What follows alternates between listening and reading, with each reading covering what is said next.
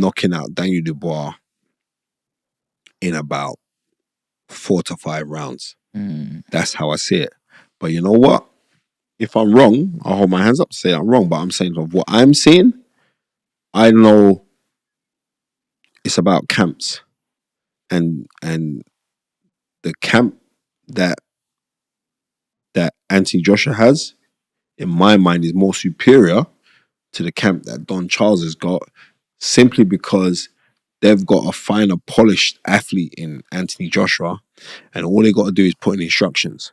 With Daniel Dubois, they've got to strip back the errors and mistakes inside of him and then try to rebuild on it. And I don't think it's enough time, right? Because I think by the time the fight comes around, they've been working for a year. I don't believe that's enough time. When you get a new trainer, usually it takes about 5 fights. So this is going to be his 4th fight with Don Charles. Maybe it's a fight too early, but I could be wrong. And if I am wrong, I'm wrong. But I just believe that that's why I got Anthony Joshua coming out successful. Don't you think that, like, because the way I sort of look at this is, yes, I feel that Anthony Joshua's got a lot of experience. He's been in some massive fights with the Klitschko's and, you know, some really, really big fights, but he's starting to get a little bit older. Now, I know he's not old, but he's older than where Dubois is like this young, hungry lion. Just about, he's just got the IBF converted into the main full championship, and it's time to prove himself. He's coming off 2 wins. His confidence is up there, and he wants that fight. Do you not think, you know, do you think that the experience will outbeat that?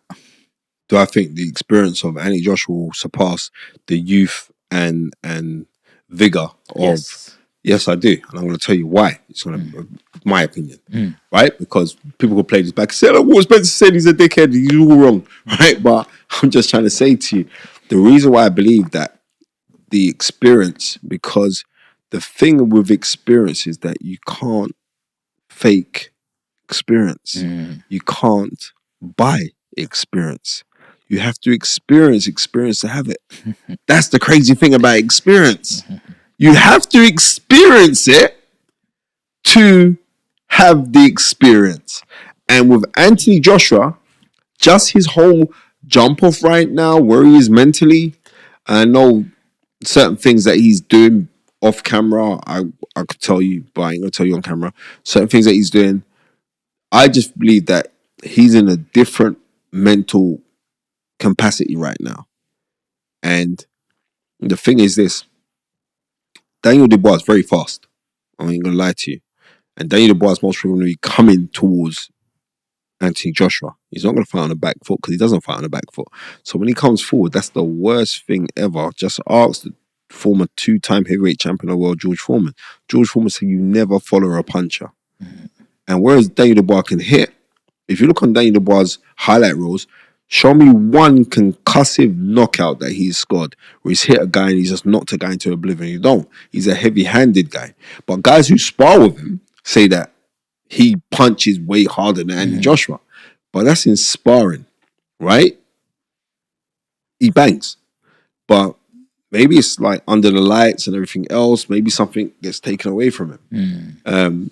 But because of that, I see experience is a massive factor in this. And I mean, when I mean a massive factor.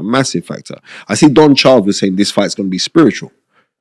And if I go to anyone and say, well, then tell me what is spirituality? And I bet you everyone was like, they will struggle to tell you what spirituality is. So when I look at the camps and how they've interwoven with each other, I think this fight's a little bit too early for Daniel Dubois.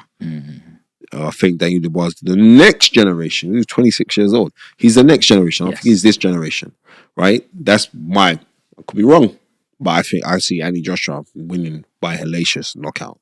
Wow. What do you think of Carl Froch getting involved in this? He just started, I don't know if it's called trolling, but he's just got involved and going. It is called trolling. That's exactly what it is. So it's controlled trolling. Do you think it's a way just to get into the conversation? Whatever Carl Froch is doing, it's working. right? Because Carl Froch is he's clever. Can't turn around and say he's not clever. Carl Froch is clever. You know what? To be real, I think Carl Froch has watched in boxing. There's a lot of trolls, right? And I think Carl Froch has reached the time of his life where he's thinking, I've never really cared what people thought about me. Yeah. But sometimes when people say, I don't really care what people think about me, they actually do care. All right. I'm just going to be real with you. But I think with Carl, he's more of a, I think he's carrying feelings. No, I know he's carrying feelings. Carl Froch got inducted into the Hall of Fame recently in America, right?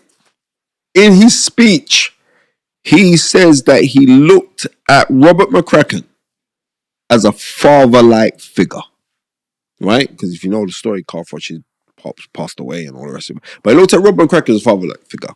And also, Robert McCracken had a different respect for Carl Froch, right?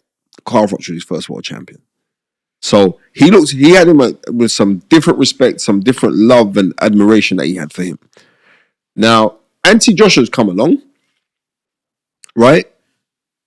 Not fundamentally been in the gym, like hasn't gone through the course of how many of us have gone through. Like we grew up loving boxing from a really young age, buying the Ring magazine, the boxing news every Friday, watching it, reading that, watching, having the boxer collection on videotapes. There's a boxer collection, it's called a boxer, and you'd buy that every Friday that would come out. You'd buy a new one every 2 weeks that would come out.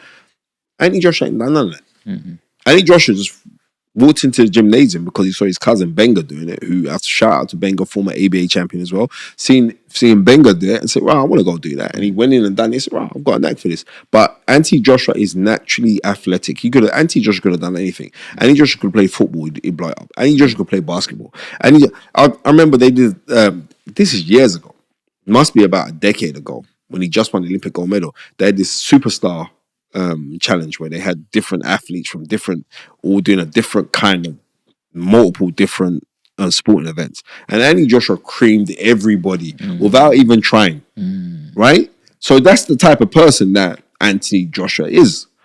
So when you look at that, Carl Froch is thinking, well, I'm the person that's done this the real way or the authentic way. Things are changing now, right? You know what I mean? And what was it?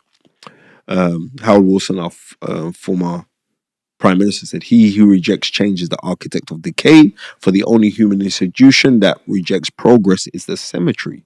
So we have to constantly keep on evolving as we are as human beings.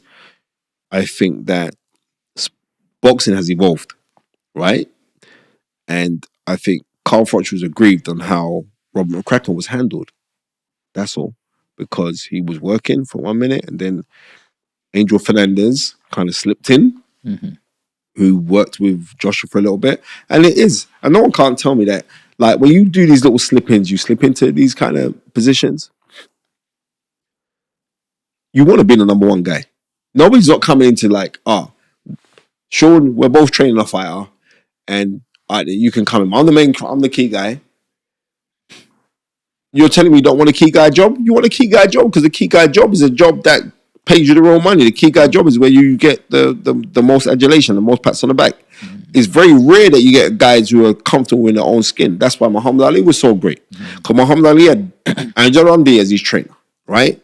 But then he had other guys around him. Lloyd Wells, he had Bundini Brown. But all of those guys knew, I'm going to play my position. I'm going to play my position because you know what? I'm not Angel Ramdi, but listen, you can't mention Muhammad Ali's name without mentioning Bundini Brown.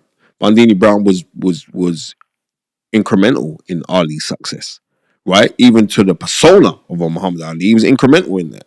You young kids go Google who Bundini Brown was. He's a guy that taught Muhammad Ali how to be hip and street, right? So,